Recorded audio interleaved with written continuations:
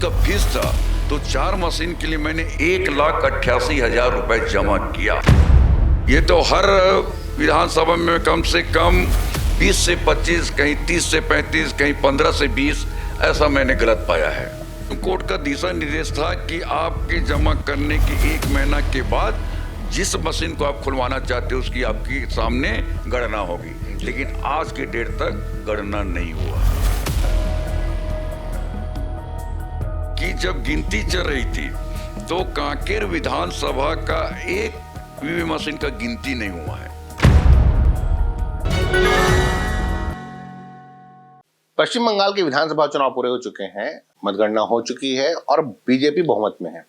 BJP के बहुमत में आने के बाद जो तृणमूल कांग्रेस के अभिषेक बनर्जी उन्होंने आरोप लगाया है इलेक्शन कमीशन पर। उन्होंने वीवीपैट की मशीन हो या ईवीएम बदलने का आरोप लगाया है कि जब काउंटिंग के दौरान, जब वोटिंग के बाद ईवीएम मशीन को रखा गया था तब उसके नंबर अलग थे और जब काउंटिंग के दौरान वो मशीन को खोला गया तो उसके नंबर अलग थे। मैं आपको बता दूं कि जो यह आरोप है चुनाव आयोग पर, यह पहली बार कोई यह आरोप नहीं लगा है। इससे पहले छत्तीसगढ़ में 2024 के लोकसभा चुनाव के दौरान कांकेर लोकसभा सीट पर यह आरोप जो है कांग्रेस प्रत्याशी बृजेश ठाकुर लगा चुके हैं और उन्होंने इस चुनाव आयोग से लेकर हाईकोर्ट तक इस मामले को चैलेंज किया था। और आज इसी मामले को हम समझने के लिए हमारे साथ बृजेश ठाकुर हैं इस पूरे मामले में बातचीत के लिए, और उनसे हम इस मामले को समझेंगे कि 2024 के लोकसभा चुनाव के दौरान उन्होंने जब 1800 मतों से हार का सामना करना पड़ा तो उस दौरान उन्होंने कुछ आरोप लगाए। काउंटिंग के दौरान ही उन्होंने रिटर्निंग ऑफिसर से शिकायत की, चुनाव आयोग में शिकायत की, लेकिन अब तक उसकी कोई सुनवाई नहीं हुई है। 2 साल होने को आए हैं उस चुनाव को खत्म हुए, मतगणना पूरी हुए, लेकिन अब तक उनको लेकर इस मामले में कोई फैसला नहीं मिला है। बाकायदे चुनाव आयोग को जो फीस जमा करनी होती है वो फीस भी वे जमा कर चुके हैं, लेकिन उसके बाद भी कोई इनके हक में किसी भी तरह का फैसला नहीं आया है। बृजेश जी हमारे साथ हैं। बृजेश जी ये बताइए कि जब 2024 का लोकसभा चुनाव हुआ उस दौरान काउंटिंग के दौरान ही आपने चुनाव आयोग से शिकायत की थी मशीनों की अदला बदली को लेकर, कि जो मशीनें रखी गई थी उसके नंबर अलग थे और जो मशीनें काउंटिंग के लिए निकाली गई उसके नंबर अलग थे। क्या था पूरा मामला वो? मैं तो सबसे पहले आपको धन्यवाद देना चाहूंगा। वास्तव में आपको मैं बताना चाहूंगा, जब 2024 में मैंने चुनाव लड़ा तो काउंटिंग के समय में सबसे पहले मैं तो आपको जो मत पत्र की बात कहा जाऊं, जो सरकारी कर्मचारी अधिकारी लोग डाक मत पत्र के द्वारा अपना मत का प्रयोग किए थे, उसमें कम से कम 1333 डाक मत पत्र रिजेक्ट पाया गया था और 52 नोटा तो मैं उसी समय रिकाउंटिंग के लिए माननीय रिटर्निंग ऑफिसर के जो कलेक्टर रहते हैं उनको दिया था कि इनका पुनर्गणना होनी चाहिए, लेकिन कलेक्टर साहब ने इसका पुनर्गणना नहीं किए। कलेक्टर कौन थे उस समय? कलेक्टर थे आपके अभिजीत सिंह सर थे कलेक्टर। उनसे मैं पर्सनली रिक्वेस्ट किया और इस बात को मैंने ऐसा नहीं लिखित में रूप में दिया हूं, और इस बात का लिखित रूप में हमारे इलेक्शन कमीशन ऑफ छत्तीसगढ़ को भी इसी सेम समय में दोनों जगह इसके बारे में निर्वाचन अधिकारी रायपुर उनको भी दिया गया था। उसके बाद भी हमारी कोई सुनवाई नहीं हुई, लेकिन कोई बात नहीं, कोई सुनवाई नहीं होने के बाद मैंने कोर्ट का शरण लेने गया। उसके पहले आपको बताना चाहूं कि सुप्रीम कोर्ट का एक आदेश था कि अगर कोई भी प्रत्याशी को अगर कोई शक है ईवीएम मशीन पर तो वो इतने रुपए फीस जमा करके आप उस मशीन को खुलवा सकते हैं। तो मैंने सुप्रीम कोर्ट के आदेश के अनुसार मैंने अपने लोकसभा क्षेत्र में कम से कम 4 ईवीएम मशीन का जांच करवाने के लिए मैंने आवेदन किया। उस आवेदन के पश्चात मैंने जो उसका फीस था तो 4 मशीन के लिए मैंने 1,88,000 रुपए जमा किया। ऑन रिकॉर्ड चालान जमा करना, जहां रिकॉर्ड चालान जमा किया और चालान की कॉपी भी मैंने पिटिशन जो रीड किया उसमें लगाया है। उसके बाद भी आज तक उसकी कोई सुनवाई नहीं हो रही है। सुनवाई कहाँ नहीं हो रही? चुनाव आयोग में नहीं हो रही कि हाई कोर्ट में उसको लेकर? हाई कोर्ट में लेकर किसी मामला, जैसे हाई कोर्ट में मैंने 5 बिंदु पर वहां हाई कोर्ट में अपना याचिका रीड किया हूँ। 5 बिंदु। पहला बिंदु तो ये था कि आप हमारे यूनिट कंट्रोल, और दूसरा ब्लेड कंट्रोल, और तीसरा था वीवीपैट। ये तीनों का नंबर रहता है। तीनों नंबर ये नंबर कब मिलता है? ये नंबर कब मिलता है? जब हमको 17C फॉर्म हमारा एजेंट को मिलता है। 17वीं फॉर्म हमारा एजेंट अंदर लेके जाता है वोटिंग के बाद, वोटिंग के दिन जी, और वोटिंग के दिन जहां गणना होती है उस पीठासीन अधिकारी को 17वीं फॉर्म देता है और 17वीं फॉर्म में वो वोटिंग अधिकारी वो तीनों नंबर को भर के देता है और अपना दस्तखत और सील, उसके बाद मेरे एजेंट का दस्तखत रहता है। उसके बाद उस 17वीं फॉर्म को मेरे एजेंट को देता है। जब मेरे एजेंट 17वीं फॉर्म को मिलने के बाद जब 17वीं फॉर्म मिला और जो सरकारी जो मशीन का जो संख्या है उसमें दोनों मिलान किए तो उसमें हम लोग तीनों में अंतर पाया। ये कितनी मशीनों में ये अंतर पाए गए थे? ये तो हर विधानसभा में कम से कम 20 से 25, कहीं 30 से 35, कहीं 15 से 20 ऐसा मैंने गलत पाया है। मशीनों की जो गलत पाया आपने, नंबर्स अलग अलग थे, इसके खिलाफ शिकायत कहाँ की थी आपने? मैंने हाईकोर्ट भी किया है।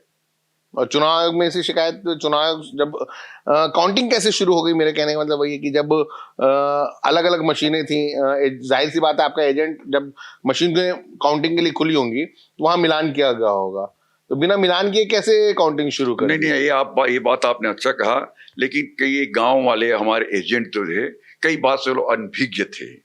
इस बात के अनभिज्ञता के कारण इन लोगों ने मशीन का नंबर का जांच नहीं कर पाए। लेकिन जब हमें इस शक की सुई चुभी कि जब सुप्रीम कोर्ट ने कहा कि आपको शक है तो आपने इतने रुपए फीस जमा करके आप ये मशीन को खुलवा सकते हैं, तो हमने सोचा जब सुप्रीम कोर्ट के ये आदेश है क्यों ना हम थोड़ा सा इसका सही जांच किया जाए। तो मैंने सभी एजेंटों को 17वीं फॉर्म जमा करवाया और जो वहां से आंकड़ा आती है, कहां से? इलेक्शन कमीशन का, वो जो उनका रहता है नंबर, उस दोनों नंबर को हम लोग जब मिलान किए अपना 17वीं का और उनका जो दिया हुआ वो नंबर था, तो दोनों नंबर जब मिलान किए, काउंटिंग के बाद की बात की है, तो वो नंबर हमें गलत पाया गया, तो उसको मैंने लगाया है। उसी वही मामला हाई कोर्ट में है। हाँ, वही मामला हाई कोर्ट में है। तो इसको लेकर कोई फैसला अभी हाई कोर्ट 2 साल होने को आए, क्योंकि इसको लेकर अभी कम से कम 15-20 दिन पहले की बात है कि 5 बिंदु पे इस बिंदु को हमारे मजिस्ट्रेट व्यास साहब ने खारिज किया है। इस बिंदु जी हाँ, व्यास साहब ने बिलासपुर हाई कोर्ट ने। अभी मशीनें कहाँ हैं? अभी मशीनें सभी कंट्रोल रूम्स में हैं, जहाँ जहाँ स्ट्रांग रूम है। इसके अलावा 4 और पॉइंट। हाँ, उसके अलावा और बता रहा हूँ आपको। जब मैं मशीन खुलवाने के लिए 1,88,000 जमा किया तो सुप्रीम कोर्ट का दिशा निर्देश था कि आपके जमा करने के 1 महीना के बाद जिस मशीन को आप खुलवाना चाहते हो उसकी आपकी सामने गणना होगी। लेकिन आज की डेट तक गणना नहीं हुआ है। कि जब गिनती चल रही थी तो कांकेर विधानसभा का एक वीवी मशीन का गिनती नहीं हुआ है, जिसका बूथ क्रमांक का नाम है, मतलब मशीन की गिनती नहीं हुआ, मशीन का गिनती नहीं हुआ है, पिंडरावन का। अब मैं कलेक्टर साहब से कहा कि कलेक्टर साहब का, मैं बोला सर आप उस मशीन का गिनती क्यों नहीं करवा रहे हैं कांकेर विधानसभा का पिंडरावन का? तो बोले अब मैं गिनती करवाऊंगा तो आपको वहां इतना मत पड़ा है, अगर उसको गिनती भी करवाऊंगा आप उसमें लीड भी करेंगे तो भी आप चुनाव हार रहे हैं। मैं बोला सर चुनाव में कितना ही से हारूं उससे मुझे मतलब नहीं है, आप उस मशीन को गिनती कीजिए। और उदाहरण भी दिया, अगर ऐसी बात है तो सर रायपुर के हमारे जो प्रत्याशी हैं बीजेपी के बृजमोहन अग्रवाल जी, वो तो 2.5-4-5 लाख से आगे हैं, उनकी गिनती बंद हो जाएगी, क्यों गिनती हो रही है? ऐसा भी मैं कहा तो उन्होंने सही जवाब दे नहीं पाया। ठीक उसी प्रकार से मेरे बालोद जिला का गुंडरदही विधानसभा का एक मशीन का गिनती नहीं हुआ है, उस जिसका बुथ क्रमांक नाम है बेंगारी। इन मशीनों की गिनती नहीं है, इसमें कितने वोट रहे होंगे? उसमें लगभग 1,000 के आसपास तो रहे होंगे। कितनी मशीनें थी ऐसी? 2 मशीन की गिनती नहीं हुआ है। 2000 लगभग 2000 मान के चलते हैं। और आप करीब 1800 वोट से आप हारे हैं। और 1333 रिजेक्ट प्लस 52 नोटा। चुनाव आयोग में returning officer, district election officer से लेकर रिटर्निंग ऑफिसर से लेकर आपने मुख्य चुनाव पदाधिकारी जो है वहां तक शिकायत की, पूरे शिकायत किया। तो इसमें वहां से आप लोगों को, आपने सुप्रीम कोर्ट के आदेश के तहत पैसा भी जमा कर दिया, तो काउंटिंग के लिए प्रॉब्लम क्या है? चुनाव आयोग क्या बोल रहा है इस पर? ये चुनाव आयोग, आप कोर्ट में हमें कोई अभी तक आदेश ही नहीं आए हैं, इस चुनाव आयोग को कहना है। तो चुनाव आयोग क्या कोर्ट के आदेश के लिए इंतजार कर रहे हैं? अब कोर्ट मेरे को अभी तक आदेश नहीं दे रही है। मैं तो समझ से परे हूं मैंने तो अपने वकील से भी कहा है कि सर सुप्रीम कोर्ट ने कहा है उसके परिप्रेक्ष्य आप लोग किए हैं काम, उसके बाद इतना लेट तो किस सुप्रीम बात? अब आगे सुप्रीम कोर्ट, जैसे सुप्रीम कोर्ट के निर्देशों के तहत आपने हाई कोर्ट में लगाया था, हाई कोर्ट से अभी तक एक बिंदु को खारिज कर दिया है। जी इस बिंदु को आप बता रहे हैं कि अलग अलग नंबरों के हिसाब से। हाँ जी जी। आगे अगर हम देखें कि बाकी जो 4 बिंदु हैं उसको लेकर अभी हाई कोर्ट से कब तक की उम्मीद है? क्या डेट मिली है आपको? कोई डेट वगैरह मिली है? अभी डेट मिली है जून में, 15 जून को। जी 15 जून को एक डेट मिली है, उस 15 जून को मैं वेट कर रहा हूँ। उसके बाद मैं अपने प्रदेश के जो सीनियर लीडर्स हमारे पार्टी के, उनसे मैं विचार विमर्श करके मैं सुप्रीम कोर्ट का दरवाजा खटखटाऊंगा। पार्टी की तरफ से इस पूरे मामले में पार्टी की तरफ से क्या मदद मिली है आपको? पार्टी की तरफ से यही मदद मिलेगी कि कम से कम ये ऐसा मामला है, अगर वास्तव में इसका सही सूक्ष्म अगर जांच हो जाए तो निश्चित ही इसका परिणाम पूरा देश में नहीं पूरा विश्व में तहलका मचने वाला है। चुनाव खत्म होने के कितने, वोटिंग खत्म होने के कितने दिन के अंदर आपने चुनाव आयोग में और सुप्रीम कोर्ट की राह पकड़ी थी? जैसे एक सुप्रीम कोर्ट ने आदेश जैसे के दिए, उसके तुरंत 15 दिन के अंदर मैंने वो प्रक्रिया पूरा कर ली थी। मैं समय सीमा पे भी अपना कार्य मतलब प्रक्रिया पूरा कर लिया था। कितना समय मिलता है सुप्रीम कोर्ट के निर्देश के तहत? निर्देश के साथ मुझे मुश्किल से 20 से 25 दिन का समय मिला था। उस 20-25 दिन के अंदर मैंने पूरा अपना दस्तावेज कंप्लीट कर चुका था मैं, और जमा कर दिया था।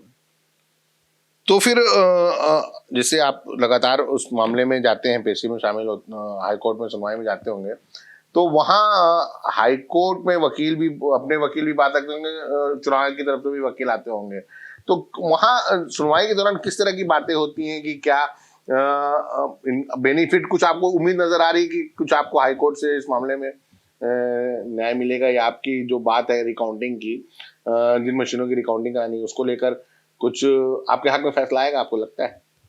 मैं इस बारे में ये कहना चाहूंगा, जब भी मेरा सुनवाई का डेट होता है तो उनके जो वकील हैं उस समय पे वो वहां उपस्थित नहीं हो पाते, जिसके कारण से भी मेरा डेट बढ़ रहा था।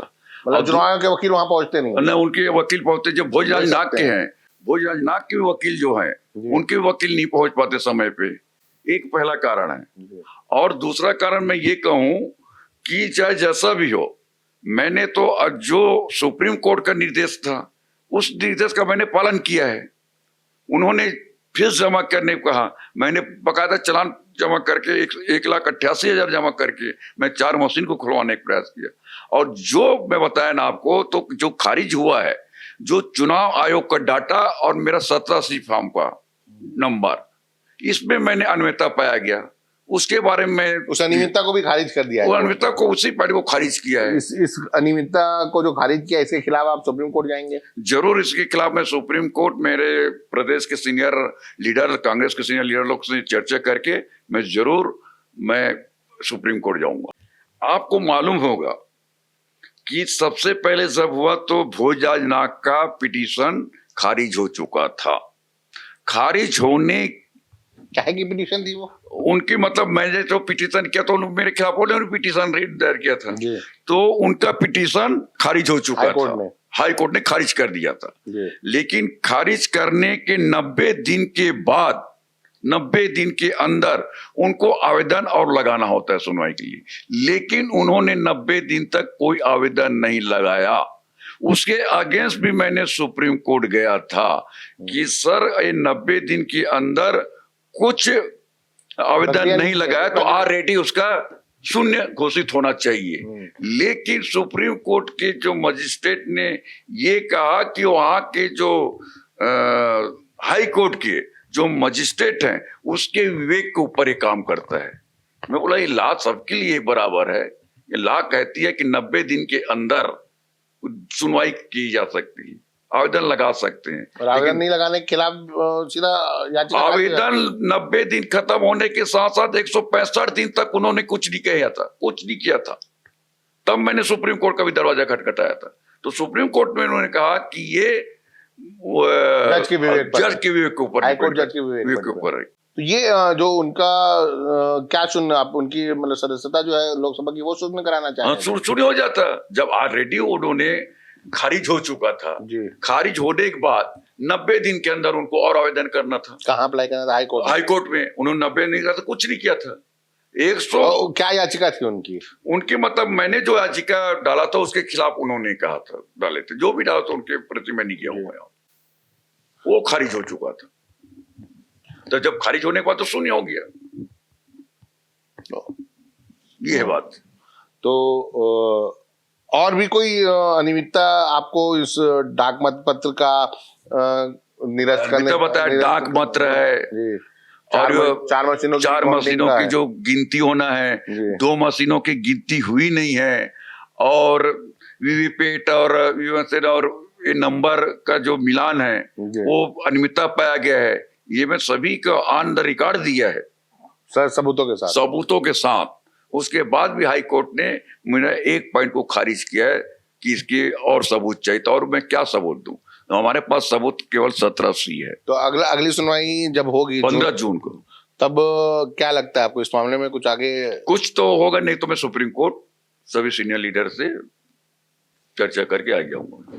तो हमारे साथ बीरेश ठाकुर जी थे। बीरेश ठाकुर 2019 में भी कांग्रेस की तरफ से कांकेर लोकसभा में प्रत्याशी रहे हैं। काउंटिंग के दौरान ही बीरेश ठाकुर लगातार अलग अलग जगहों पर चुनाव आयोग से लेकर जिला चुनाव अधिकारी और फिर हाई कोर्ट का रुख अपनाया, सुप्रीम कोर्ट का रुख किया, लेकिन उसके बाद भी इन्हें अब तक उस मामले में न्याय नहीं मिल पाया। इनका कहना है कि जब मशीनों के नंबर ही अलग हैं तो जो काउंटिंग हुई है वह गलत है। मशीनें गलत, आरोप है कि गलत मशीनें रखकर वहां काउंटिंग की गई है और जिसका फायदा भाजपा सांसद को मिला है। तो जो ये आरोप है, यही आरोप अब अभिषेक बनर्जी तृणमूल कांग्रेस के जो सेकंड टॉप लीडर हैं वो लगा रहे हैं, सांसद भी हैं, और वो यह आरोप लगा रहे हैं कि हमारे यहाँ मशीनों को जिस तरह, चाहे वो वीवीपैट की मशीन हो, चाहे वो ब्लेड यूनिट हो, कंट्रोल यूनिट, ये तीनों के जो मिलान थे वह काउंटिंग के टाइम, वोटिंग के बाद और काउंटिंग के समय जो नंबरिंग की जाती है वो नंबर अलग अलग थे। ऐसे में साफ आरोप लगाया है कि मशीनें बदलकर काउंटिंग की गई हैं और जो पूरे नेशनल मीडिया में यह चर्चा का विषय बना हुआ है। और जो ये आरोप है उसी से संबंधित आरोप 2 साल पहले कांकेर लोकसभा सीट के लिए बीरेश ठाकुर ने लगाया था और चुनाव आयोग से लेकर हाईकोर्ट और सुप्रीम कोर्ट तक का रुख किया, लेकिन अभी तक उन्हें इस मामले में कोई राहत नहीं मिली है। अब देखना यह है कि 15 जून को इस मामले में अगली सुनवाई है हाईकोर्ट में और क्या उन्हें राहत मिलती है। यह वीडियो आपको कैसी लगी हमें कमेंट कर जरूर बताएं। बातचीत का अनुभव जो है वो आप साझा करें और इसके अलावा हमारे वीडियो को लाइक करें, शेयर करें और चैनल को सब्सक्राइब करें। धन्यवाद। देश दुनिया की रखी खबर हर रोज हर शाम कानो कान सुनते रहें द लेंस पॉडकास्ट। रही अपडेट लेंस के साथ।